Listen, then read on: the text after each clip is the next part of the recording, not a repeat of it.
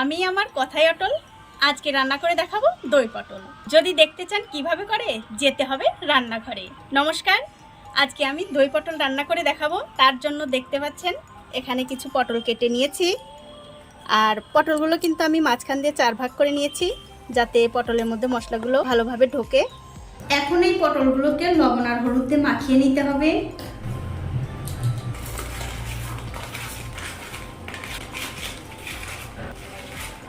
মাখানো হয়ে গেছে, এক সাইডে রেখে দিচ্ছি। এবারে দেখছেন কিছু চীনা বাদাম আমি একটা বাটির মধ্যে নিয়েছি। বাদামগুলো একটু গরম জলে ভিজিয়ে রাখতে হবে, এটাও আমি এক সাইডে রেখে দিচ্ছি। এখন একটা মশলা তৈরি করে নেব। তার জন্য একটা বাটিতে দিয়ে দিচ্ছি একটু জল, দিয়ে দিচ্ছি স্বাদ অনুযায়ী লবণ, হলুদের গুঁড়ো 1 চামচ, ধনিয়ার গুঁড়ো 1 চামচ, জিরার গুঁড়ো, আর দিয়ে দিচ্ছি 2 চামচ লঙ্কার গুঁড়ো।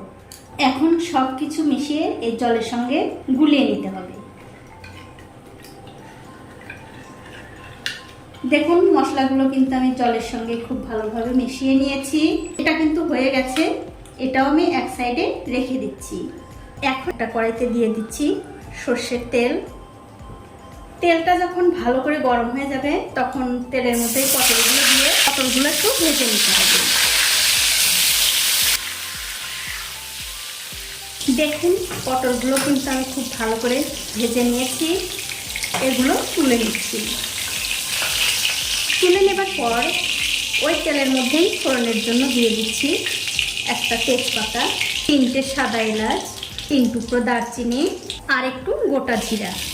এখন তেলের সঙ্গে এই ফোড়নগুলো ভালো করে একটু ভেজে নিতে হবে। দেখুন ফোড়নটা কিন্তু আমি খুব ভালো করে তেলের সঙ্গে ভেজে নিয়েছি। এখন আমি এর মধ্যে দিয়ে দিচ্ছি আগে থেকে করে রাখা সেই মশলা। মশলাটা দিয়ে দেওয়ার পর 2 থেকে 3 মিনিট এই মশলাটা কষিয়ে নিতে হবে। 2-3 মিনিট এই মশলাটা কষিয়ে নেবার পর এর মধ্যে দিয়ে দিচ্ছি আমি যে চীনা বাদামগুলো গরম জলে ভিজিয়ে রেখেছিলাম, সেইগুলো খোসা ছাড়িয়ে মিক্সিতে আমি বেটে নিয়েছি, সেই বাদাম বাটাটা দিয়ে দিলাম। আপনারা চাইলে কিন্তু কাজু বাদাম বাটাও দিতে পারেন। আর তার সাথে দিয়ে দিচ্ছি টক দই। মিক্সির বাটিটা ধুয়ে আমি একটু জলও দিয়ে দিলাম। এবারে সব কিছু মিশিয়ে আমি আবারও 2 থেকে 3 মিনিট ভালো করে কষিয়ে নেব। দেখুন মশলাটা কিন্তু কষানো হয়ে গেছে।